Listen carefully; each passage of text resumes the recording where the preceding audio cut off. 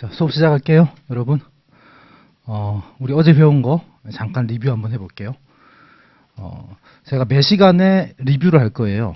여러분들의 연기 목표는 저처럼 리뷰할 수 있는 거. 알겠죠? 이게 이제 최대치. 다시 말해서 오늘 배운 걸 여러분들이 제가 지금 리뷰하듯이 공부하고 나서 이렇게 똑같이 이 정도로 리뷰를 할 수 있으면 여러분 연기 굉장히 성공적으로 수행을 하는 것입니다. 물론 그렇게 할 수 있는 사람 몇 명 없어요. 아시겠죠? 자, 우리 어제 배운 내용을 잠깐 돌아봅시다. 행정주체가 행정객체인 국민에게 행정작용을 하고 그 행정작용으로 인해서 권익이 침해되었을 때 권리구제를 하는 것, 이게 바로 행정법입니다. 행정조직법, 행정작용법, 행정구제법, 국내 공법이 행정법인데, 행정주체라 함은 행정을 행하는 법주체, 법주체는 다른 말로 권리주체, 권리귀속주체 이렇게 됩니다. 행정주체는 크게 국가, 지방자치단체, 협의회, 공공단체, 공무수탁, 사인 이렇게 있습니다. 국가나 지방자치단체는 우리 눈에 보이지가 않아요. 그래서 국가나 지방자치단체가 행정작용을 할 때는 무엇을 통해서 한다? 행정기관을 통해서 작용을 합니다. 행정기관은 행정주체를 위해서 일정한 권한을 가지고 있는 기관을 말하는 거예요. 행정기관 굉장히 여러 가지가 있는데, 예를 들어서 그 권한에 따라서 우리가 분류를 해보면, 첫 번째, 행정주체를 위해서 의사를 결정하고 대외적으로 표시할 수 있는 권한을 갖는 행정기관을 우리는 행정청이라고 하고, 그 외에 기타 행정기관이 있습니다. 예를 들면 행정청을 보조하는 행정기관인 보조기관, 보좌하는 행정기관인 보좌기관, 그리고 의결만 하는 기관인 의결기관, 그리고 자문하는 기관인 자문기관, 집행하는 기관인 집행기관 등이 있는데, 여기에서 우리가 기억해야 될 것은 행정청, 그죠? 행정청은 다시 말하면 행정주체를 위해서 의사를 결정하고 대외적으로 표시할 수 있는 권한을 갖는 행정기관을 말합니다. 그러니까 행정기관 중에 하나예요. 자, 행정기관은 주로는 독임제 기관이에요. 예를 들어서 각부 장관, 또 청장, 기억나시죠? 지방자치단체의 경우에는 청장, 이런 것들, 그죠? 그러니까 여러분들이 우리가 보통 처분 명의서에서 나오는 뭐뭐뭐 장은 다 행정청이라고 생각하면 됩니다. 경찰서장, 지방경찰서장, 근로복지공단은 좀 이따 설명드리고, 각부 장관들. 그리고 이 행정청이 행정주체를 위해서 의사를 결정하고 의사를 표시하는 권한을 갖는다라고 했는데, 이게 독임제 기관이라고 했는데, 이 독임제 기관뿐만이 아니라 또 있죠. 이런 행정청은 뭐가 있었죠? 합의제 기관. 다시 말해서 여러 명이 합의를 해서 의사결정을 하고 표시하는 이런 기관도 있다고 했어요. 예를 들어서 공정거래위원회, 소청심사위원회, 행정심판위원회, 노동위원회, 이런 데가 합의제 행정기관입니다. 자, 그러면 행정청은 이렇게 독임제 기관과 합의제 기관이 있는데, 이 행정청이 한 행정작용의 법적 효과는 누구에게 귀속한다? 행정주체에게 귀속된다라는 겁니다. 됐죠? 어디? 국가랑 지방자치단체에 귀속된다. 조세부가 처분을 하면 그 조세를 받을 권리는 국가나 지방자치단체에게 귀속되는 것이지 행정청에게 귀속되는 것은 아니다라는 겁니다. 자, 그 다음 국가나 지방자치단체 말고 협의회, 공공단체나 공무수탁 사이는 행정주체이면서 동시에 이런 행정작용, 예를 들어서 처분을 할 때 누구의 이름으로 한다? 협의회, 공공단체, 공무수탁 사인의 이름으로 해요. 그래서 이때 협의회, 공공단체는 행정주체이자 동시에 행정청의 지위를 갖습니다. 예를 들어서 근로복지공단이 어떠한 행정작용, 예를 들어서 요양급여 결정 혹은 요양승인 거부 처분을 하면 근로복지공단 명의로 하고, 그리고 권리 의무도 근로복지공단에게 귀속한다라는 겁니다. 알겠죠? 자, 이렇게 우리가 구별을 했습니다. 행정주체는 국가, 지방자치단체, 협의회, 공공단체는 전부 다 공법인이에요. 그죠? 그리고 공무수탁 사인은 사인이에요. 공무를 수탁받은 사인입니다. 사인은 자연인 또는 사법인이 해당이 되겠죠. 자, 이게 이제 행정주체와 행정청의 관계를 우리가 살펴봤습니다. 자, 그러면 행정청이 하는 행정작용이 굉장히 많이 있는데, 이걸 유용화시킨 것이 행정의 행위 형식이라고 하는데 대표적으로 우리 네 가지 배웠어요. 첫 번째, 행정 입법. 두 번째, 행정 행위. 세 번째, 공법상 계약. 네 번째, 공법상 사실행위. 행정상 사실행위. 자, 여기에서 권력적인 작용은 뭐가 있어요? 행정 입법, 행정 행위. 비권력적인 작용은 공법상 계약. 그리고 공법상 사실행위는 권력적일 때도 있고 비권력적일 때도 있다고 했습니다. 행정입법이라 함은 행정기관, 행정청이 되겠죠. 이걸 행정주체간다 이렇게 해도 저는 상관이 없어요. 행정기관이 법조의 형식으로 제정하는 규범 또는 그 규범을 정립하는 작용인데 여기서 중요한 이제 키워드는 어떤 규범? 일반적, 추상적 규범 됐죠. 그래서 행정기관이 제정하는 일반적, 추상적 규범, 일반적, 추상적 규율 이걸 우리는 행정입법이라고 한다라고 배웠습니다. 행정입법은 크게 대외적으로 국민의 권리 위에 영향을 미치는 즉 다시 말해서 법규성을 갖는 법규명령도 있고 행정조직 내부에서만 규율하는 행정명령, 다른 말로 행정규칙도 있다. 보통은 행정명령과 법규명령을 구분을 할 때 보통은 그 형식이 법규명령은 시행령, 시행규칙 그리고 행정명령, 행정규칙은 훈령, 예규 등등등 굉장히 많아요. 고시로 제정되기도 하고 등등등 굉장히 많아요. 이렇게 구분을 합니다. 자, 우리가 오늘 이제 곧 배울 건데 이 행정입법은 기본적으로 일반적, 추상적 규율이기 때문에 행정행위에 해당되지 않고 기본적으로 취소소송 대상이 되지 않아요. 이건 이제 오늘 배울 거예요. 자, 다음 행정행위는 조금 이따 보고 공법상 계약은 대등한 당사자 사이에 의사합치로 인해 의사합치를 말하는 거예요. 그로 인해서 공법적 효과가 발생하는 거예요. 그러면 행정행위랑 행정입법과의 차이점은 일방적이지 않다라는 거예요. 의사합치가 이루어진다는 거예요. 자, 그리고 사법상 계약과의 차이는 공법적 효과를 발생시킨다는 거죠. 그래서 이 공법상 계약도 우리가 나중에 배울 거예요. 공법상 계약을 체결했는데 상대방이 이행을 하지 않아. 예를 들어서 행정 주체가 돈을 안 줘. 이때 우리가 제기해야 되는 소송은 공법상 당사자 소송이 됩니다. 이건 나중에 배울 거예요. 자, 다음 공법상 사실행위는 직접적으로 법적 효과의 발생을 목적으로 하는 게 아니에요. 직접적으로는 사실상의 결과 실현을 목적으로 하는 행정작용을 우리는 공법상 사실행위라고 합니다. 알겠죠? 차이가 나는 거예요. 나머지 행정입법이나 행정행위 등을 보면 직접적으로 법적 효과를 발생시키는 거예요. 하지만 사실행위는 그게 아니에요. 사실행위는 기본적으로 물리력의 행사로 생각하면 돼요. 눈에 보이는 것들, 쓰레기를 수거한다거나 건물을 설치한다거나 횡단보도를 설치한다거나 이런 거예요. 그렇지만 정신작용이 가미되는 행정 사실행위도 있어요. 예를 들어서 상담, 캠페인, 행정지도 이런 것들도 있습니다. 자, 이 사실행위를 권력적 사실행위와 비권력적 사실행위로 구분을 해보는데 권력적 사실행위는 어떻게 하는 거라고요? 우월한 지위에서 일방적으로 하는 겁니다. 대표적인 건 뭐가 있나요? 어떤 예들이 떠오르나요? 살처분, 강제격리, 강제철거 이런 행위들 물리력의 작용. 그리고 또 하나 이제 우리가 기억하자고 한 게 교도소에서 참여 대상자 지정 및 녹음 녹화 행위 이런 것들이 다 권력적 사실행위다.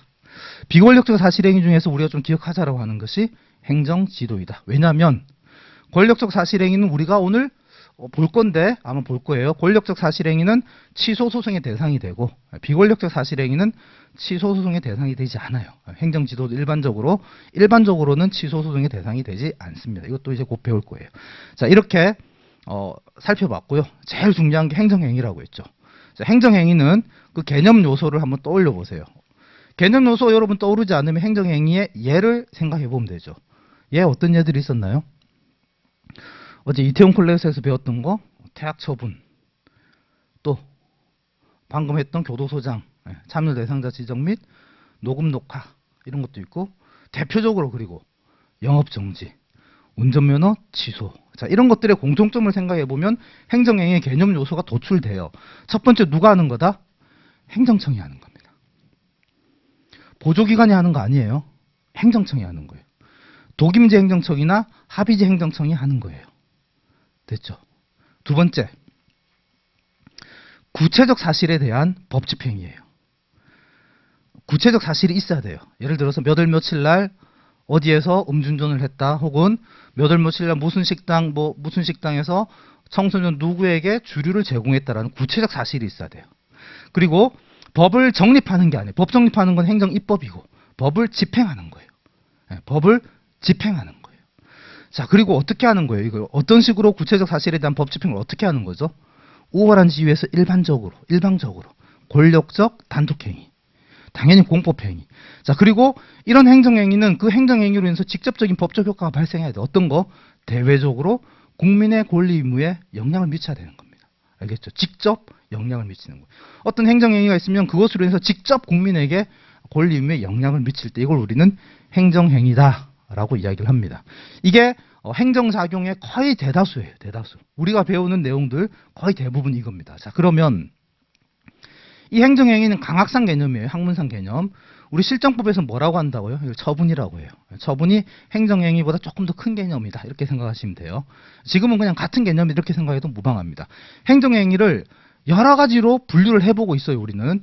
자, 그 효과에 따라 첫 번째, 침익적 행정행위도 있고 수익적 행정행위도 있고 복효적 행정행위도 있습니다. 복효적 행정행위 중에서 1인에게는 수익적이지만 타인에게는 침익적인 행정행위를 우리는 뭐라고 한다고요? 제3자효 행정행위. 이 용어는 기억하자. 알겠죠? 제3자효 행정행위. 그리고 교재 순서와 상관없이 그냥 한번 여러분들 리마인드 한번 해보세요. 적극적 행정행위, 소극적 행정행위. 소극적 행정행위를 다른 말로 거부처분 이런 것도 있고요. 그리고 기속행위, 재량행위 이런 것도 있었고요.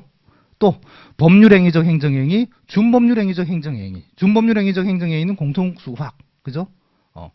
대부분은 법률행위적 행정행위. 그래서 대부분의 행정행위는 법률행위적 행정행위니까 우리 앞에서 민법 시간에 법률행위는 의사표시를 필요 불가결한 요소로 하는 법률 요건이라고 했잖아요. 그래서 대부분의 행정행위는 어떻게 이루어진다? 의사표시로 이루어지는 거예요. 영업정지 처분은 안 보여요. 영업정지 하라라는 의사표시가 영업정지 처분인 거예요. 운전면허 취소 처분도 운전면허 취소한다라는 거예요. 의사표시로 이루어지고 그 의사표시에 따라서 법적 효과가 발생을 하는 겁니다. 이렇게도 우리가 구분을 해봤고요. 또 개별적 행정행위와 일반적 행정행위로 구분을 해봤어요. 이건 보통은 일반 처분 이렇게 표현을 해요. 개별 처분, 일반 처분. 이렇게 행정행위를 다양하게 우리가 분류를 해볼 수 있었어요. 자, 대표적인 행정행위 뭐뭐 있었죠? 하명도 있었고, 하명은 어떤 의무를 부과하는 거죠? 자, 이것도 네 가지 정도는 기억하자, 우리가. 자기, 부자기, 급부, 수인 의무를 부과하는. 그 다음 허가. 허가는 뭐였죠? 자연적 자유를 회복시켜주는 거. 그래서 허가의 대표적인 예, 영업허가, 건축허가, 운전면허 이런 게 있다. 허가를 통해서 내가 얻는 경영상 이익은 법에서 직접 보호하고 있는 이익은 아니에요. 누구나 다 해주는 거니까. 너만을 위한 이익이 아니라는 거예요. 그래서 허가를 받은 자의 경영상 이익은 반사적 이익이다. 기본적으로. 자, 반면에 특허는요. 특별하게 권리를 설정해주는 행정행위예요. 설권적 처분 이렇게 표현한다고 했죠. 특허의 대표적인 예들이 어떤 게 있었다고 했죠? 우리가 쉽게 얻을 수 없는 것들. 독과점 시장을 생각하면 된다고 했죠. 그래서 운수사업 면허, 그 외에도 많은 어업 면허부터 시작해서 등등등 특허가 굉장히 많죠. 그리고 귀화, 난민, 공무원 임용 이게 다 특허예요, 그죠? 특별히 권리를 주는 거니까. 특허는 특별히 주는 거잖아요. 그래서 나의 경영상 이익도 법에서 보호하고 있는 이익이에요. 그래서 내가 받고 있는 경영상 이익이 침해되면 소를 제기를 할 수가 있는 거예요. 이렇게도 받고 그 외에 이제 쭉 여러 가지 봤습니다. 우리가 여러 가지 행정행위들, 공통수학 등등 다 봤어요. 그것도 여러분들이 핵심적으로 개념이 뭔지 정도를 익숙해지면 된다. 자, 그 다음 행정행위가 성립하고 효력을 발생하려면 성립하기 위해서는 의사를 결정하고 외부에 표시를 해야 되고 효력이 발생되려면 도달해야 되는 겁니다. 자, 이렇게 도달을 하면 행정행위는 효력이 발생을 하는데 대표적으로 가장 중요한 효력이 뭐라고요? 공정력. 그죠? 행정기본법 15조에서 명문화한 공정력이라고 하는 효력이 있습니다. 공정력 개념은 다 암기하자고 했죠. 뭐라고요? 어떠한 행정행위에 하자가 있다 하더라도 당연 무효가 아닌 이상 권한 있는 기관 누구? 처분청, 그리고 취소 심판을 제기받은 행정심판위원회, 취소 소송을 제기받은 행정법원. 이 권한 있는 기관에 의해서 취소되기 전까지는 유효하게 통용되는 힘. 그죠? 그래서 직권 취소가 흔한 일은 아니니까 우리는 행정행위가 발령이 되면 따라야 된다는 거예요. 왜? 유효한 거기 때문에. 당연 무효가 아닌 이상. 따라서 괜히 권익구제를 하려면 이 행정행위를 취소시켜야 되는 거예요. 왜? 취소되기 전까지 유효한 거고 취소되면 유효가 아닌 무효가 돼버리거든요. 그래서 제기하는 게 취소심판, 취소소송이다. 이것도 오늘 우리가 배울 거예요. 그 외의 효력들이 있는데요. 불가쟁, 이거는 심판 제기기간이나 취소소송 제기기간을 도가하면 더 이상 다투지 못하는 효력. 불가쟁. 불가변, 이건 특정한 행정행위, 어떤 행정행위 대표적으로 재결, 노동위원회 판정도 마찬가지고, 이거는 스스로 행정청이 어떻게 처분청이 스스로 취소하거나 변경할 수가 없어요. 그죠? 이런 게 불가변이라고 이렇게 이야기를 했습니다. 자, 그리고 마지막으로 행정행위는 적법해야 돼요. 위법한 행정행위에 대해서 우리가 구제를 받을 수 있는 거거든요. 적법하기 위한 요건으로 4가지 주절 형내, 권한 있는 기관, 그죠? 그다음 절차, 일정한 절차. 특히 이제 침입적 처분을 할 때는 사전 통지도 하고 의견 제출 기회도 부여하고 청문 절차도 부여, 이런 절차들을 거쳐야 돼. 그리고 일정한 형식, 법에서 특별히 정하고 있지 않은 문서를 해야 되고, 그리고 내용, 법률 적합성, 법을 따라야 된다는 거죠. 이런 주절 형내 요건을 다 갖췄을 때 적법한 행정행위가 됩니다.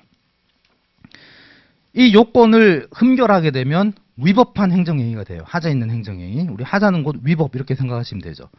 이 하자가 너무너무 중대하고 명백하면 그때는 당연 무효예요. 효력이 발생하지 않는다는 거예요. 그래서 언제 어디서나 누구나 무효를 주장할 수 있는 거예요.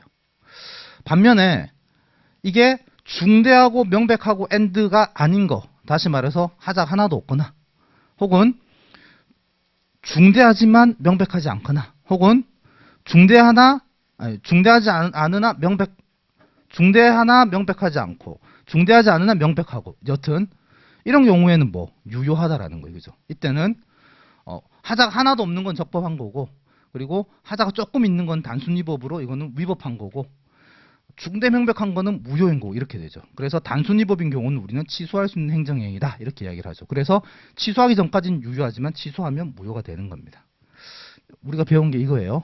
자, 그러면 여러분들 이제 오늘부터 공부하실 때 요 정도를 목표로 공부를 하시면 돼요. 안 될 거예요.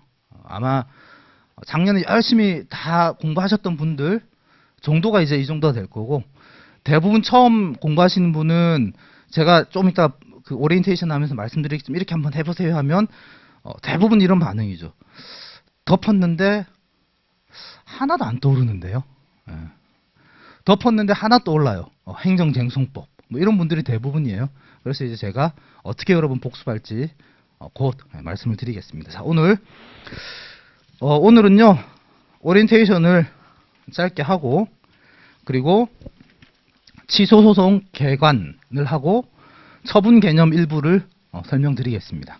강의 계획서 한번 펴보세요.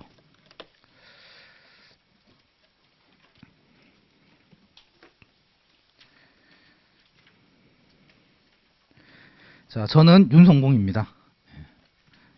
강의 계획서 1페이지. 변호사, 노무사 같이 하고 있습니다. 저는 다 잘 아시겠지만 아주 짧게 그냥 좀 그래도 우리가 같이 앞으로 계속 공부를 해야 되니까 소개를 좀 드리면, 대학 다니면서 노무사 시험 준비를 해서 합격을 했어요. 동차로. 11월 1일 날 시작해서 합격을 했으니까 9개월 조금 더 걸렸던 것 같아요. 지금은 했으면 안 됐을 거예요. 제가 공부할 때만 해도 훨씬 더 수월했어요. 지금처럼 경쟁률이 치열하거나 문제가 어렵거나, 그리고 준비하는 사람들의 수준이 이렇게 높지 않았어요. 물론 이제 제가 동기들을 무시하거나 이런 건 전혀 아니에요. 다 되게 뛰어난 친구들인데, 여튼 굉장히 운 좋게 효율적으로 공부해서 동차로 합격을 했습니다. 그리고 바로 개업을 했어요. 1호 동기들 중에 1호 개업. 강남 선능력 오륜빌딩 뭐 여러분 모르시겠지만 밑에 사우나 건물. 예. 처음에 개업을 할 때는 돈이 많이 없잖아요. 우리는 장점이 개업할 때 돈이 안 들어요. 보증금만 있으면 돼요. 그래서 당시에 4명이서 1,000만 원씩 모아서 개업을 했어요. 보증금 뭐 조금 내고 돈이 남았어. 남아가지고 적립해둔 상태로 개업을 해서 대신 좀 절약하다 보니까 저희 사무실이 7층이었는데 엘리베이터는 6층까지만 오는. 예. 그래서 내려서 걸어서 올라가는 이런 데서 개업을 했고요. 성공했어요. 개업해서. 굉장히 돈을 잘 벌었어요. 제가 이건 이제 자세히 밝히긴 좀 그래요. 여튼 3월에 개업했고 8월부터 월급을 받아가기 시작을 했고 11월, 12월, 1월 이때는 제가 볼 때 지금 어디 대기업 임원 정도 그 정도 그때를 본 것 같아요. 11월, 12월, 1월 뭐 여튼 굉장히 성공적인 개업 생활을 했다. 예. 나중에 합격하시면 제가 자세히 말씀드릴게요. 어떻게 돈을 벌었는지. 절대 나쁜 짓 안 했어요. 예. 개업을 해서 잘 하다가 그 다음에 제가 정당에 가서 일을 했어요. 정당에서 노동정책을 만들었습니다. 법안도 많이 만들었고 그래서 최근에 여러분들이 막 이슈화되고 있는 이런 여러 가지 것들 제가 예전에 일하면서 굉장히 많이 검토도 하고 법안도 만들고 연구도 많이 했던 그런 이슈들이 많이 있습니다. 일하다가 공부를 좀 더 해야 되겠다라는 생각에 로스쿨을 갔습니다. 로스쿨 가서 3년 동안 열심히 행복하게 공부를 했고 우수한 성적으로 졸업을 했고 네. 3년 동안 전액 장학금을 받았으니까 네. 그리고 역시 또 나와서 바로 개업을 했어요. 개업을 해서 지금 변호사 생활을 꽤 오랫동안 하고 있습니다. 그래서 아직까지도 저는 노동 관련된 사건들을 하고 있어요.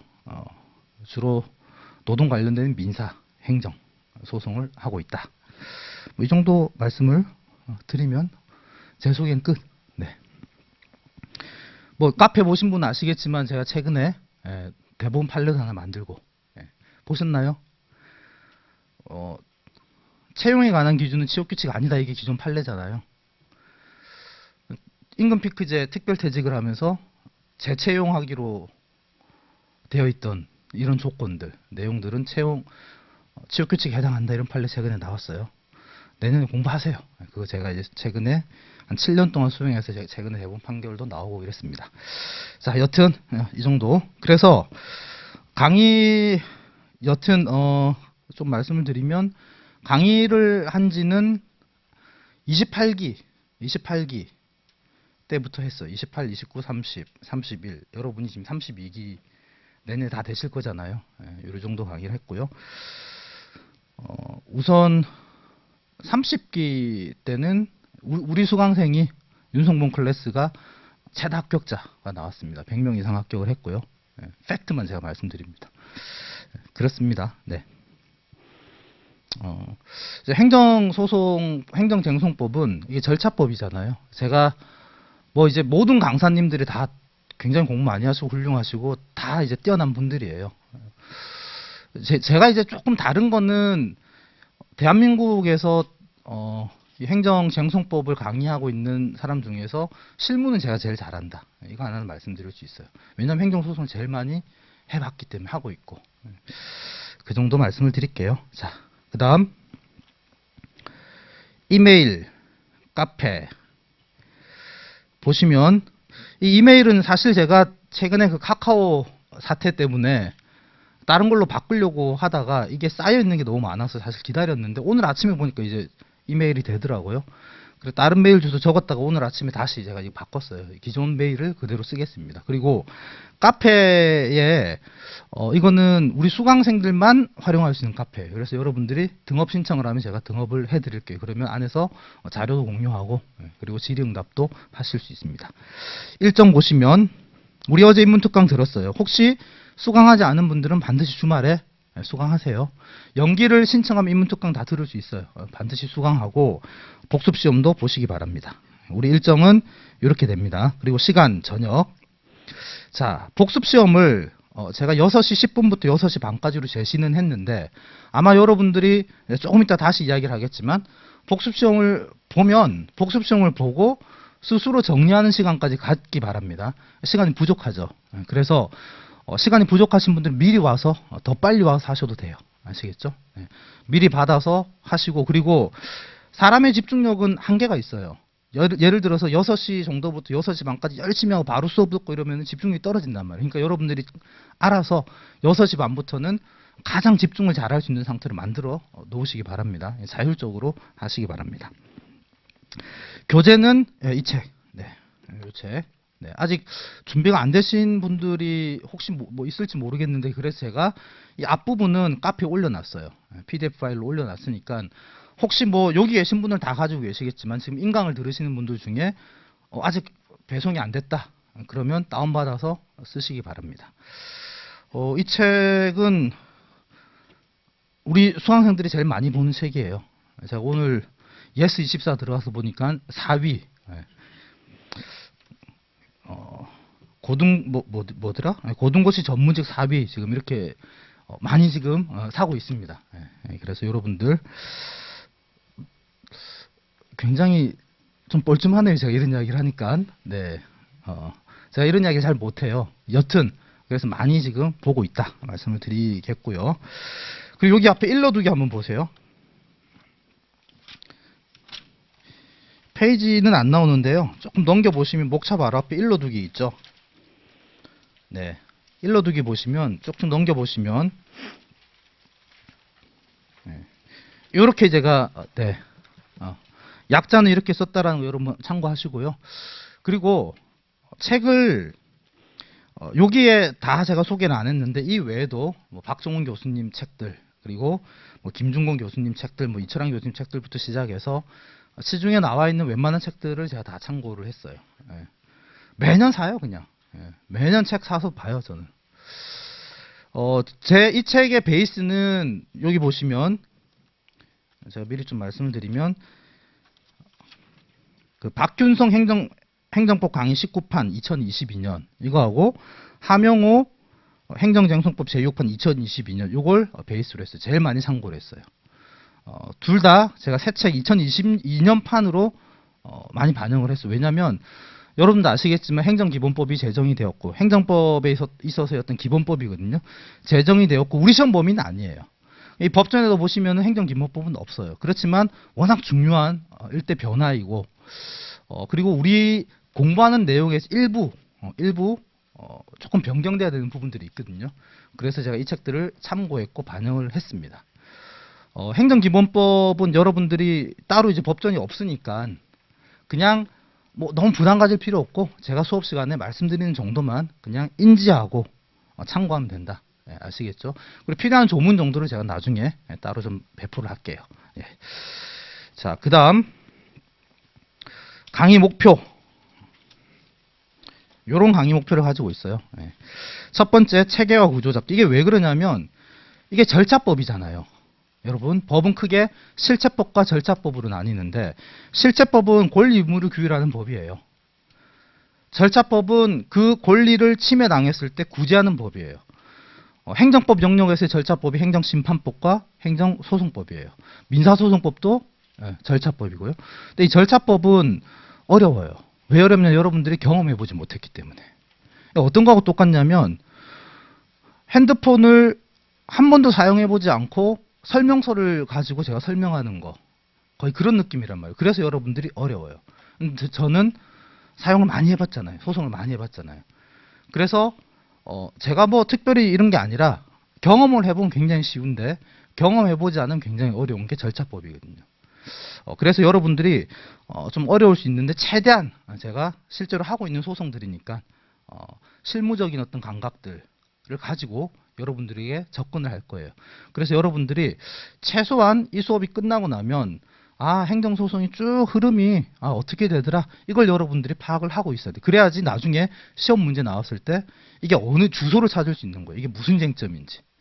첫 번째로 저는 체계와 구조 잡기를 할 겁니다. 그래서 오늘 개관도 하는 거고 판결문도 살펴보는 거예요. 판결문을 사실 제가 예전에 절차법 공부할 때 학교 다닐 때 처음에 그 교수님들 설명 들으면 막 어렵거든요. 특히 실무가 출신 아닌 분들 말은 무슨 말인지 알아들을 수가 없어. 왜 본인도 모르거든. 이 모른다는 게 제가 무시하는 게 아니라 안 해봤으니까. 그런데 나중에 소송 기록을 보고 나니까 굉장히 쉽게 이해가 되더라고요. 그게 이제 경험의 문제거든요.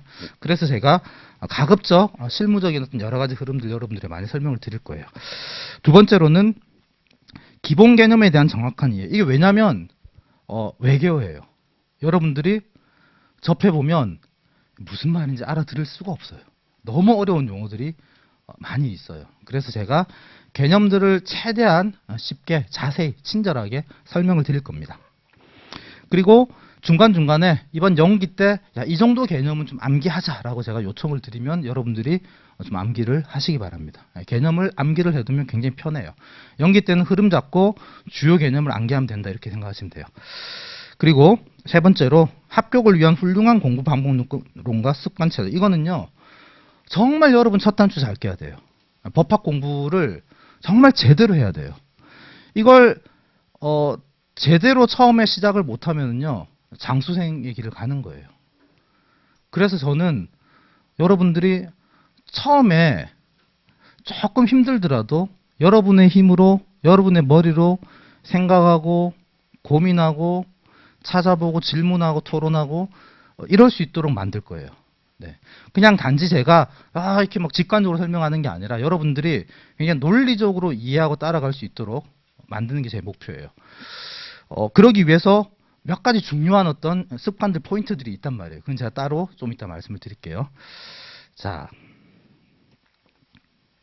그러면 강의 목표가 저는 이제 목표를 이렇게 잡았는데 여러분들이 이 강의를 연기가 끝나고 나면 어떤 상태가 되어야 되느냐, 그 결과가 어떻게 되어야 되느냐. 이제 입문자를 대상으로 제가 말씀을 드리면 최소 목표 첫 번째로 해독은 할 수 있어야 돼요. 혼자서 읽을 수 있는 상태가 돼야 됩니다. 이게 저희 첫 번째 최소 목표입니다. 즉 여러분들이 법전을 보고서 혼자서 해독을 할 수 있어야 돼요. 이건 이제 무조건 돼야 돼요. 모든 분들이. 이게 저희 첫 번째 최소 목표입니다. 문해, 해독. 두 번째 목표가 이제 이긴 최고 목표인데 제가 지금 리뷰하듯이 여러분들이 수업이 끝나고 나서 혼자서 그렇게 말할 수 있는 게 최고 목표예요. 저는 이 두 가지를 염두에 두고 강의를 합니다. 그래서 여러분들도 공부를 좀 하셨다. 이런 분들은 다 아는 거 뭐 이게 아니라 수업 시간에 이해하고 바로 암기하고 그리고 끝나고 집에 가면서 바로 리마인드 해보고 그리고 안 보고 혼자서 말할 수 있도록 만드세요. 알겠죠? 그러면 굉장히 알차게 연기를 보낼 수 있을 거예요. 처음 입문자다. 안 되겠죠. 그때는 우선 해독은 하자. 그리고 더 나아가서 방금 말씀드린 최고 목표에 도달하기 위해서 계속 반복적으로 노력하자. 이거 두 가지. 결과는 이렇게 되는 게 저희 목표입니다. 강의 특징은요. 입문자를 대상으로 할게요. 여기 제가 낯익은 분들도 있고 제가 강의를 이미 들었던 분들도 계시겠지만 연기인 만큼 처음 들어오시는 분을 대상으로 저는 강의를 하겠습니다. 두 번째로 스스로 행정쟁송법을 학습할 수 있는 힘을 길러주는 강의. 되게 굉장히 저는 중요하게 생각하는 부분입니다. 그냥 단지 제가 뭐 이렇게 설명을 잘해 이런 문제가 아니라 결국 시험장에 가서 여러분들이 쓰는 거기 때문에 여러분들이 문제를 해결할 수 있는 힘을 길러야 되거든요. 그래서 거기에 좀 포커스를 맞춰서 여러 가지 장치들을 제가 만들었습니다. 세 번째, 적극적인 질문과 강사의 피드백을 지향하는 거. 이게 너무 어렵기 때문에 듣고서 다 한다 이건 있을 수 없는 일이에요. 읽고서 다 한다 있을 수 없어요. 연기 때는 질문이 많지 않아요. 잘 모르니까. 알아야 질문도 하거든요. 그래서 여러분들이 공부는 모르는 거 알아나가는 과정이잖아요. 알고 편한 거 계속 보는 거 공부 아니에요. 우리 중고등학교 때 보면 공부 못하는 친구들은 꼭 이래요. 수학으로 치면 정석, 집합 그것만 열심히 봐. 아는 거거든. 아는 것만 계속 봐. 그 공부 아니잖아요. 공부는 모르는 걸 알아나가는 건데. 모르는 걸 알아나가려면 그냥 수동적으로 듣고만 있으면은 내가 뭘 모르는지 잘 몰라요. 질문을 하고 토론을 해야지 모르는 걸 알아나갈 수 있다. 그래서 저는 보통 연기 때 제가 마치고 질문 받고 뭐 한 1시간 정도씩 보통은 질문 질의응답 하고 가는 것 같아요. 예.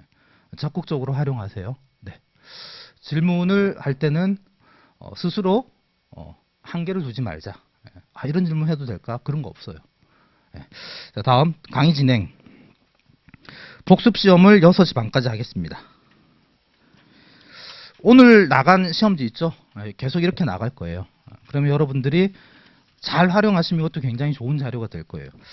자, 시험은 6시 10분부터 공식적으로는 6시 반까지인데 아까 말씀드린 것처럼 미리 와서 하셔도 좋아요. 제가 요구하는 거는 문제만 풀고 오는 게 아니라 문제 풀고 여러분들이 스스로 책을 보면서 체크하고 여러분 틀린 것들 점검하시라는 거예요. 알겠죠? 답안은 배포하지 않습니다. 그리고 제가 복습 시험을 빈칸이 뭐다 답 알려주지 않아요. 그냥 저는 리뷰를 할 뿐입니다. 여러분들 다 하실 수 있으니까. 자, 이 답안을요 안 써도 돼요. 알겠죠? 그러니까 이게 시험이라고 해서 여러분들이 안 써도 돼. 그냥 리마인드만 해도 돼요. 보면서 연습장에 써도 되고. 그러니까 어떤 분들은 빈칸을 비워둔 채로 들고 다니면서 리마인드 하시는 분들 봤거든요. 그것도 되게 좋은 방법이에요. 그러니까 각자 알아서 가장 효율적으로 활용하시라라는 겁니다. 자, 강의는 6시 반부터 10시까지 할 거고요. 이 책으로 강의를 하는데 참고 자료는 이제 오늘 다 나가고 한 번 정도 뭐 필요하면 더 나가는 거 말고는 거의 안 나가요. 이제 복습 시험만 나갈 거예요. 이걸로 이제 강의를 하는데 이 책을 100%다 하진 않아요. 우선 뭐 시간적으로도 불가능하고 그리고 100%다 하는 게 연기 때 좋지도 않아요. 흐름과 체계를 잡고 중요한 것들을 익혀 나가는 것이 필요한데 연기 때 정말 디테일하고 세세한 것들 있죠.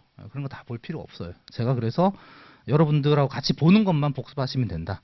나머지 대략 한 80% 정도를 할 거예요, 이 책에. 나머지 20% 일기 때 하겠습니다.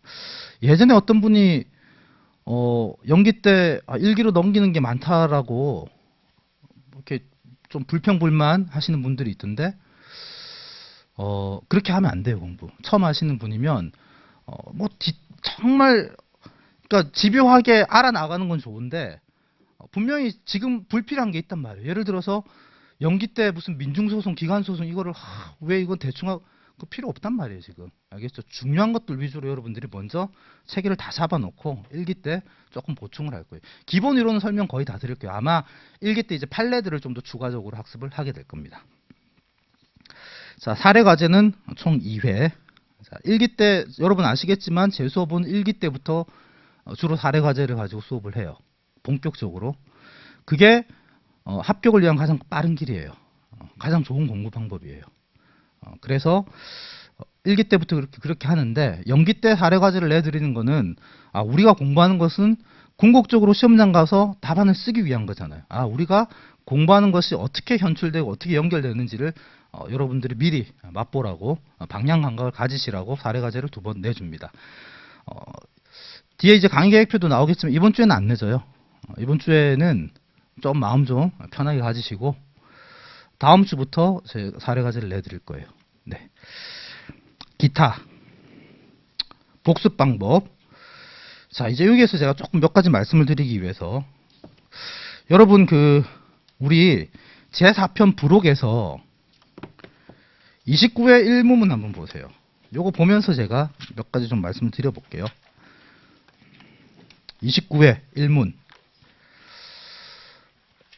지금 여러분 입문자들은 이거 보면 뭔 말이야 하나도 모를 거예요. 한번 보자고요. 자, 페이지로 348페이지. 문제가 어떻게 나오는지 한번 보자는 거예요. 그래야지 우리가 어떻게 공부할 건지 방법을 찾을 거 아니에요. 1번 문제 한번 읽어볼게요. 갑은 일반 음식점을 운영. 관할 행정청인 A씨의 시장 을은 갑이 접대부를 고용하여 영업을 했다는 이유로 3개월 영업정지 처분을 하였다. 이거는 우리가 이제 알겠어. 그죠? 우리 어제 봤잖아요. 갑은 그 여성은 접대부가 아닌 일반 종업원이라는 점을 주장하면서 3월에 영업정지 처분에 취소를 구한 행정심판을 청구했다. 행정심판은 우리 아직 안 배웠어요.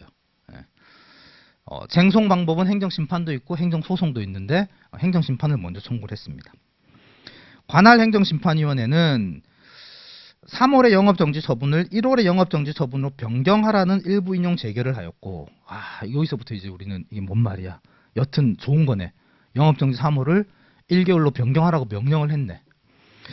그리고 재결서 정본이 갑에게 도달했고, 을은 그 재결에 따라서 1월의 영업정지 처분을 하였다라는 겁니다.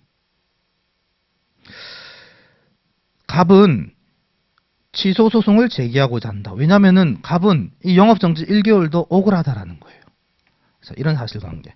여기 보시면 을이 갑에게 영업정지 3개월 처분을 했고, 그래서 갑이 위원회에 심판을 제기했고, 위원회가 이거를 1개월로 하라고 명령하는 재결을 했고, 그 이후에 을이 요 명령에 따라서, 명령 재결에 따라서 영업정지 1개월 처분을 했다라는 거네요. 그죠? 요런 상황이에요. 우리가 일단 알 수 있는 건 요거예요. 네. 자, 갑은 이게 없어야 된다고 생각하는 1개월도 억울한 거예요. 그래서 갑은 이제 심판을 거쳤고 소송을 제기하려고 합니다. 문제를 한번 볼게요. 갑이 제기하는 취소 소송의 대상적격, 피고적격, 제소기간에 대하여 논하시오. 이게 문제예요. 그래서 갑이 지금 법원에 취소 소송을 제기하는데 무엇을 대상으로 해야 되고, 그 대상에 따라서 피고는 누구로 잡아야 되는 건지, 그 다음 제소기간은 준수했는지 여부를 검토하라. 이게 문제예요. 네. 우리 시험 문제가 이렇게 나와요. 제가 뭐 여튼 강의한 이후에 나온 문제 중에 제일 좋은 문제예요. 제가 볼 때는. 자, 이런 문제가 나오면은요, 여러분 이제 지금은 입문자들은 저게 뭐야? 도대체 뭐지? 전혀 알 수가 없어요. 공부를 좀 하신 분은 이건 쟁점이 뭐지 알아요. 그죠? 네. 여튼 자, 이런 문제가 이제 나오면 우리가 답안 시험장 가서 답안을 쓸 때 절차를 볼게요. 절차를. 제일 먼저 쟁점 파악을 하겠죠. 네, 파악을 하겠죠. 그죠? 쟁점이 대상적격과 관련해서 뭐가 문제가 되는지 파악을 할 거예요. 이거는 제가 미리 말씀을 드리자면 이렇게 처분도 있고 재결도 있고, 이렇게 처분도 있고 재결도 있을 때 무엇을 대상으로 소를 제기해야 되는지 우리 공부할 거거든요. 그 문제예요. 그 문제. 네. 그리고 피고는 처분을 대상으로 할 때는 처분을 행한 행정청을 피고로 해야 되고, 재결을 대상으로 할 때는 행정심판위원회를 피고로 해야 돼요. 제소기간은 역시 무엇을 대상으로 하는가에 따라서 기산점이 달라지는 거거든요. 이게 이제 쟁점이에요. 그러면은 이제 쟁점을 파악을 하면 이렇게 되겠죠. 논점의 정리, 문제의 소재. 그리고 이 문제는 쟁점들을 다 줬어요. 그죠? 큰 쟁점들은 다 줬단 말이에요. 그래서 대상적격, 피고적격, 제소기간, 그래서 사안의 해결, 이렇게 이제 답안을 쓰는 거예요. 제가 지금 이제 말씀드리려고 하는 건 뭐냐면, 이제 이 각각을 우리가 채우는 게 있어야 될 거 아니에요. 그죠? 요 채우는 거를 우리는, 기본적인 이론을 채워야 돼요. 이걸 우리 일반론이라고 해요.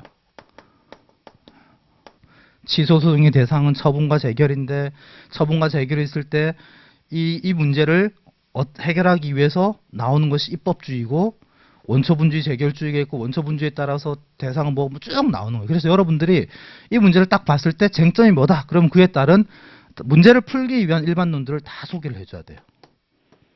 네. 그리고 일반론을 소개한 다음에 이제 사안을 해결을 해줘야 돼. 이걸 우리는 포섭이라고 합니다. 주어진 사실관계, 일반론에 요 주어진 사실관계를 탁 적용을 해서 결론을 내리는 거죠. 이 과정이에요. 그래서 이걸 사안의 포섭 혹은 뭐 이 과정을 우리는 논증이라고도 이야기를 하는데, 자, 이렇게 우리가 시험장에 가서 쓰는 거예요. 그러면 결론적으로 우리는 시험장에 가서 법전 하나를 들고 가서 세 문제 내지 네 문제를 맞닥뜨리는 거예요. 100분 동안 100점, 보통 답안 16페이지 정도를 채우는 걸 여러분들이 해야 돼요. 이렇게 잘하기 위해서 우리는 무슨 공부를 해야 되느냐? 이걸 제가 말씀드리기 위해서 예를 든 거예요. 그러면 우리에게 지금 필요한 능력은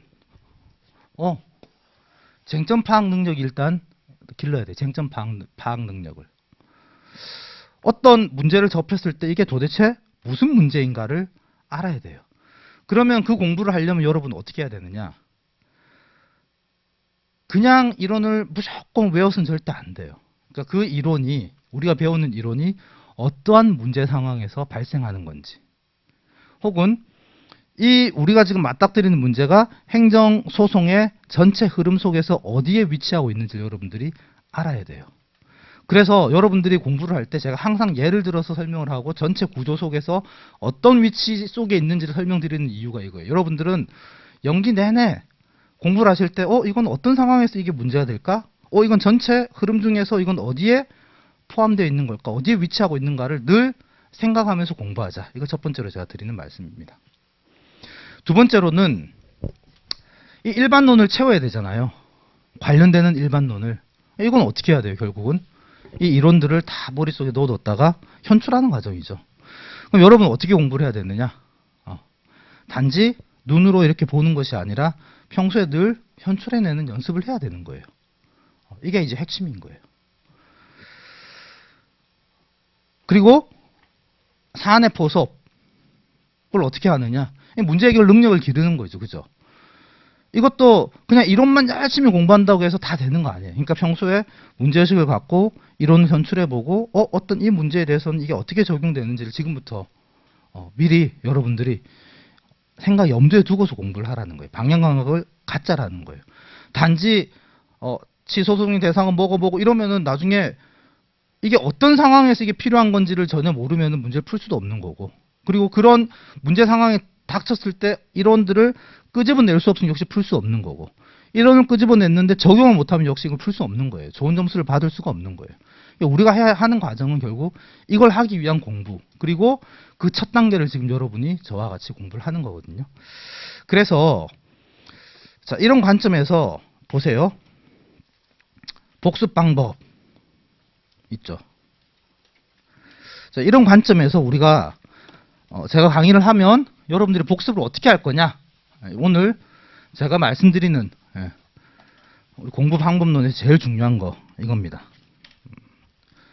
제가 늘 강조하는 거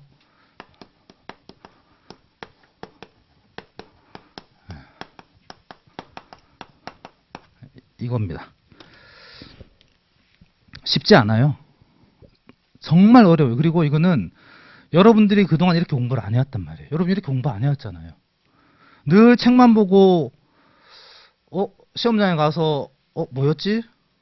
또 책 보고 이렇게만 공부해왔지. 여러분들이 책을 안 보고 리마인드 해보고 생각해보고 문제를 해결해보고 이런 공부를 안 해봤잖아요. 그죠? 근데 이제 공부하는 것이 이렇게 이제 되면은요, 처음에 조금 힘들지 몰라도 나중에는 굉장히 속도도 붙고, 그리고 스스로 내가 아는 것과 모르는 것이 구별이 되고, 알긴 아는데 기억하지 못하는 것과 기억하는 것도 역시 구별이 되고, 공부 방향도 잡히고, 시간도 단축되고, 그리고 이 안 보고 하는 건 결국 시험장에서 우리가 안 보고 쓰는 거니까 이 훈련을 하는 거예요. 저는 사실 어릴 때부터 이렇게 공부를 했어요. 고등학교 때도 이렇게 공부를 했고, 고등학교 때도 전 책을 안 보고 공부를 했었어요.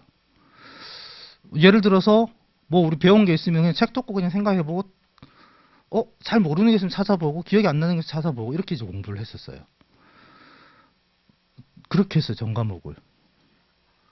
로스쿨 다닐 때도 마찬가지고, 노무사 시험 공부할 때도 마찬가지고, 노무사 공부할 때도 뭐 회독 물론 중요하죠. 근데 그 회독이 그냥 아무런 자극 없이 똑같은 걸 아는 걸 계속 보는 거는 착각하는 거예요. 안다고.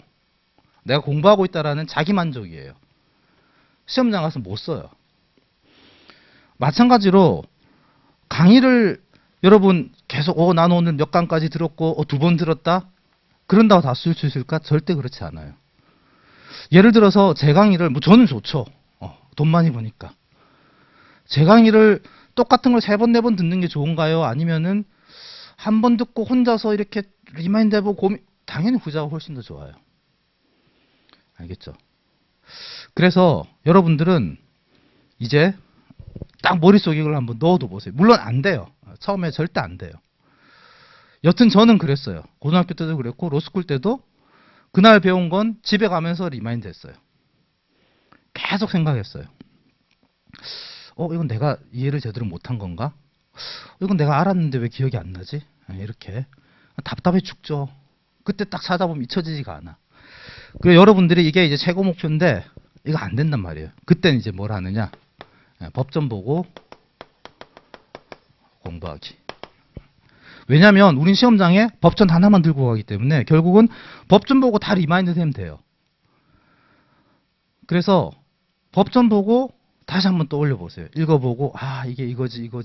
이거는 이 조문은 그래. 2조 1항 1호의 처분이라 함은 행정청이 하는 구체적 사실에 관한 법 집행에 의해서 공권적 행사와 그 거부 그리고 그 밖에 이에 준한 행정작용. 이거는 그렇지 이러이러한 상황에서 이거는 뭘까? 이렇게 떠올려 보는 거예요. 하나씩. 역시 안 될 거예요. 법전을 아무리 봐도 안 돼요. 그때 이제 책 보세요. 그리고 책을 보고 법전 보고 공부하고 책 보고 나서 책을 보고 나서 끝이면 안 된다는 거지. 저는 책 보고 나서는 덮으라는 거예요. 알겠죠? 책 보고 나서 그리고 다시 책을 본 다음에 다시 안 보고 해보라는 거예요. 알겠죠? 이걸 이제 한번 해보세요. 이것도 안 돼. 책을 보고 덮었더니 또 역시 백지야. 내 머릿속은. 모든 게 다 지워져. 그러면 반복해서 보고 다시 또 안 보고 요런 작업들을 여러분들이 지금부터 하시면 모든 과목 굉장히 효율적으로 공부할 수 있을 것이다. 확신을 합니다.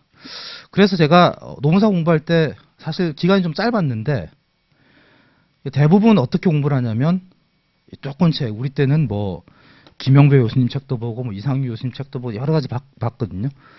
몇 회독했다. 나 이제 뭐 회독 중요해요. 저도 나중에 여러분들에게 욕을 해요. 20회독은 해야 된다고. 20회독은 해야 돼요. 우리 시험에서.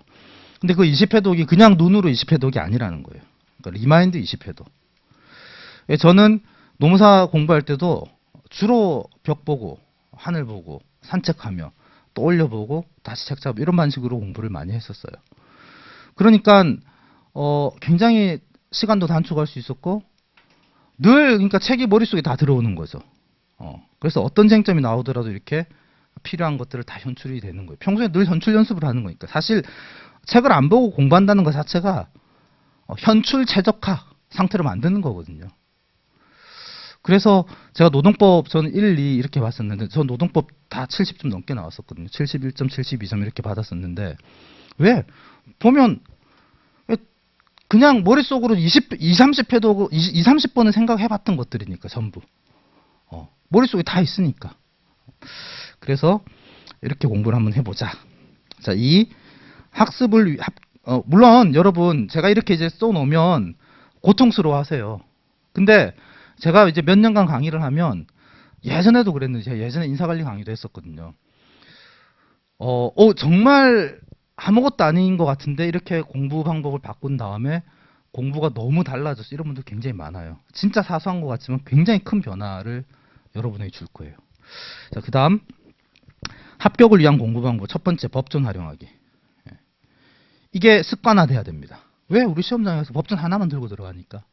시도 때도 없이 찾아보세요. 모른다 일단 법전 찾아보세요. 제 책 말고 교수님 책 말고 일단 법전부터 찾아보고 여러분이 생각을 해보세요. 알겠죠? 그리고 법전만 보고서 여러분들이 해석이 안 되거나 뭔가 이렇게 여러분 해석을 함에 있어서 뭔가 이게 공백이 생기거나 이럴 때 있죠. 책 찾아보세요. 결국은 법전 우리 성문법주의에서 이 법문에 대한 해석이니까 우리 판례가 학설이. 자, 그다음 생각하기. 제가 계속 말씀드렸죠. 생각 없이 공부하면 안 돼요. 생각을 해야 됩니다. 생각 없이 공부하는 사람이 너무 많아. 아니에요. 생각하면서 공부해야 됩니다. 이게 무슨 상황이지? 이건 어떻게 출제되지? 이건 어떻게 해결해야 되지? 이건 뭘까? 알겠죠? 자, 세 번째, 말하기. 법학은 말을 많이 해야 돼요. 말하기만큼 좋은 공부 방법이 없습니다. 그리고 다 말할 수 있잖아요. 그럼 다 쓸 수 있어요. 예를 들어서 제가 예전에 제가 이제 스터디를 하거나 하면 그냥 뭐에 대해서 말해보라고. 자, 이런 상황에서 말해봐. 논리 정연하게 이야기할 수 있으면 그 사람은 쓸 수 있는 거예요. 알겠죠? 그래서 여러분들이 제가 깜짝 놀랐던 게 이 강의를 하러 와서 생각 없이 공부하고 생각 없이 쓰고 앉아 있어. 팔만 아프지. 아, 오늘은 얼마를 썼네. 조금만 문제를 바꿔서 내면은 전혀 응용도 안 되고 적용도 안 되는데 그냥 쓰고 있어요. 자기 만족이에요. 뭐 하려고 써? 팔 아프게. 그죠? 쓰기 훈련은 나중에 우리 모의고사 충분히 많이 하니까요. 연기 때 여러분 생각 없이 쓰지 마세요. 생각 없이 쓰면 여러분 생각을 멈추게 돼요. 고민을 멈추게 된단 말이에요. 알겠죠? 물론 너무 졸리거나 이러면은 뭐 메모도 하고 좋아요. 근데 그냥 이렇게 베끼면서 이렇게 공부는 하지 말라는 겁니다. 그리고 질문하기, 토론하기. 그래야지 여러분들이 모르는 걸 알아나갈 수 있습니다. 아, 좋아요. 뭐 옆 사람하고 토론도 좋고 집에 가서 가족하고 토론도 좋고 말 많이 하고 토론 많이 하세요. 알겠죠? 자, 그리고 저는 정말 이렇게 공부했었거든요. 시도 때도 없이 교수님 찾아가서 토론하고 말 걸고 우기고 그거 아니지 않나요? 물론 이제 싸가지 있게. 네. 자, 합격을 위한 그 밖의 습관. 이건 뭐 제가 뭐 여러분들이 잘 하실 거니까 그냥 생활 관리 규칙적으로 공부하시라. 꼭 그런 분들이 있어요. 오늘은 필 받네. 오케이. 새벽 3시까지 하고 내일 오후부터 이러지 마세요. 이거는 그렇게 우리가 뭐 창작 활동하는 사람 아니잖아요, 우리가. 예술가 되려고 하는 거 아니잖아요. 규칙적으로 공부를 하자. 너무 중요한 겁니다. 그리고 꼭 운동하자. 반드시 운동하세요. 10분이 돼도 좋고 15분이 돼도 좋아요. 2기, 3기 때 아파서 더 이상 공부 못하겠어 이런 사람들 많아요. 제가 몇 명 그런 상담했어요. 물론 그 친구들 저랑 그렇게 상담했던 친구 다 합격은 했어요. 죽도록 공부했으니까. 근데 죽도록 공부하면 안 돼. 죽도록 공부하면 죽지. 안 돼요. 우리 살자고 하는 건데. 그래서 건강관리 진짜 잘하세요. 꼭 10분이라도 꼭 운동하시기 바랍니다. 그게 지금은 모르겠지만 2기, 3기 때 가면 정말 큰 차이를 불러온다. 인간관계 관리. 힘들죠. 저는 공부할 때 그냥 다 끊었어요. 스터디 멤버만 봤어요. 뭐 어때? 잠깐인데. 평생 살면서 괜찮아요. 그래서 여러분을 힘들게 하거나 뭐 여러분을 불편하게 하는 게 있으면 만나지 마요. 1, 2년 연락 없으면 뭐 어때? 뭐 실종 신고라도 할까? 안 해요. 1, 2년 연락 안 됐다. 좋아. 난 너희 그럼 안 만나면 되지. 그런 사람. 그 정도 신뢰관계가 없으면. 그죠? 그래서 여러분들이 불편하게 하는 그런 관계가 있으면 멀리 해도 괜찮다. 저는 그렇게 생각을 합니다. 근데 문제는 이게 일이 생기는 사람 계속 생겨요. 그 참 이상해요. 제가 이제 상담을 하다 보면 첫 해는 뭐 집에 뭐 무슨 일이 생겼어. 둘째는 또 무슨 일이 생겼어. 셋째는 또 무슨 일이 계속 생겨요. 그럼 뭐 어쩔 수 없지 우리가. 그렇지만 그런 경우라 하더라도 좀 현명하게 잘 극복을 하자. 네, 물론 이게 다는 아니에요. 더 중요한 일들이 분명히 있죠. 예를 뭐 부모님이 편찮으시다. 당연히 훨씬 더 중요한 일이에요. 제가 이제 말씀드리는 거는 뭐 일률적으로 말씀드리는 건 아니지만 여튼 여러분들에게 뭔가 좀 불편을 안기는 관계가 있다면 괜찮다. 멀리해도 된다. 회피해도 된다. 이 말씀을 꼭 드리고 싶어요. 만약에 제가 여러분에게 불편하다. 빨리 통화 취소하세요. 오늘 당장. 이게 만약에 안 맞거나 듣는 내내 이게 뭐야 이런 생각이 들면 합격 못해요. 그러면 이제 빨리 취소를 하시는 게 맞아요. 아시겠죠? 네. 그렇다고 또 다 하시진 말고. 네. 자, 멘탈 관리는요. 이건 뭐 제가 앞으로 가끔씩 이야기를 할 건데 여기서는 그냥 하나만 제가 말씀드리면 좀 긍정하자. 매우 중요합니다. 긍정적인 마인드를 갖는 거는.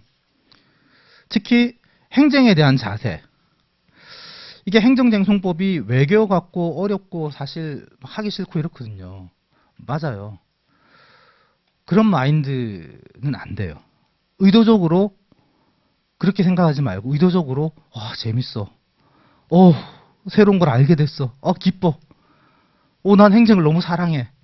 나 진짜 행정이랑 사귈까봐. 이런 생각하면서 공부하시기 바랍니다. 아시겠죠? 네. 자, 그리고 거의 끝나갑니다. 그래서, 재밌다. 뭐, 이렇게 계속 생각을 하잖아요. 진짜로 행정이 재밌어져요. 정말 행정이 막 사랑스럽고. 아시겠죠? 자, 연간 일정 보시면 참고를 하시고요. GS 1기 과정이 사실 굉장히 중요한 과정이에요. 제 강의에서는. 사례과제 가장 힘든 과정이고, 올해 비슷하게 갈 건데, 조금 더 도움이 되는 방향으로 지금 설계를 하고 있습니다. 제가 합격자들하고 좀 더 깊은 이야기를 나눈 다음에, 확정을 지을 거예요. 전 매년 합격자들하고 굉장히 이야기 많이 나누거든요. 합격자들의 자문을 받는 거죠. 그래서 1기 과정이 제가 기초사례 과제를 가지고 매년 굉장히 하드 트레이닝을 해요. 그리고 A급 쟁점들을 다 해요. 그래서 실제로 1기 과정에서 다 출제돼요. 올해도 1기 때 했던 문제 100% 다 출제됐거든요. 근데 2기, 3기 때 1기 때 했던 것들을 또 까먹잖아요. 그래서 올해는 1기 때 했던 것들을 어떻게 끝까지 안 까먹고 완벽하게 반복할 수 있을까, 이런 관점에서 좀 더 많은 고민들을 해서 전체적으로 좀 설계를 할 예정이다라는 것만 말씀드릴게요. 자, 강의 계획표 뒤에 일정 한번 보시고요. 진도는 조금씩 변경이 될 수 있어요. 조금씩 변경이 될 수 있는데, 여튼 요 최대한 요 일정에 맞춰서 제가 강의를 해 나갈 거고요. 7회, 12회 때까지 사례 과제를 해오시면 돼요. 그건 제가 다시 말씀드릴게요. 다음 페이지, 질문 방법. 이건 제가 짧게 그냥 한두 가지만 말씀드릴게요. 뭐 지금은 사실 연기 때는 질문 별로 없어서 뭐 고민 안 해요. 근데 제가 1기, 2기 때 질문 막 1000개씩 쏟아지거든요. 그래서 질문에 대한 답을 어떻게 하면 효율적으로 가장 신속하게 할 것인지에 대한 고민이 있는 거예요. 그래서 이렇게 이제 쓰는 건데, 1. 강의 종료 후 적극적으로 활용하십시오. 제가 질문 다 받고 갈 테니까요. 궁금한 거 있으면. 자, 두 번째, 카페. 카페도 이제 지금 되더라고요. 며칠 전에 사실 댓글 작업이 안 돼가지고 댓글 쓰는 게 안 돼서 제가 답변을 못 드리고 했는데 지금 되니까 카페 등업 신청해서 질문하시면 됩니다. 다른 건 다 됐고요. 여기 2번에서 그 소갈로 5번 있잖아요. 제가 질문만 읽고 답변할 수 있도록 질문해 주시면 좋겠어요. 가끔 뭐 어떤 분은 뭐 쌤 어디 뭐 책에서 뭐 전혀 안 밝히고 이러면 제가 알아먹을 수가 없어서 답변할 수가 없는 경우가 있어요. 또는 제가 막 찾아봐야 되는 경우가 있을 수 있거든요. 그러니까 가급적 제가 읽고 바로 답변할 수 있도록 해주면 감사하겠다. 그리고 8번 보세요. 제가 여러분 작년에도 그렇고 질문을 달면 막 다른 분들도 막 댓글로 답을 달거든요. 달면서 공부도 되고 토론도 되니까 좋아요. 권장할 일인 거죠. 근데 어떤 분들은 그게 싫은 분들이 있어요. 내가 네 답변 들으려고 질문을, 이런 분들이 있거든요. 그런 분은 요 기능, 제가 거기 머리말에 윤쌤만 답조 이걸 하나 만들어 놨어요. 그래서 여러분들 질문할 때 이걸 클릭하면 저만 답변할 거예요. 요거 하나 설명하고요. 넘어가시고, 이메일도 오늘 오전부터 이메일 일단 되더라고요. 만약에 제가 다시 또 카카오에서 뭐가 안 되면 다른 메일 주소를 알려드릴게요. 일단 이 메일 주소로 보내주시면 되고, 이메일로 질문을 하실 때는 성명과 수강 강좌를 밝히고 질문해 주시기 바랍니다. 그리고 제가 한번 답변을 하면 다음에 다시 질문할 때는 RER죠 형태로 해주면 제가 질문의 이력을 볼 수 있잖아요. 그러면 답변하는데 이분은 어떤 걸 잘 몰랐구나, 훨씬 더 도움이 되니까 참고로 해주시기 바랍니다. 자, 오리엔테이션은 이 정도로 마치고요. 10분 쉬었다가 진도 나가겠습니다.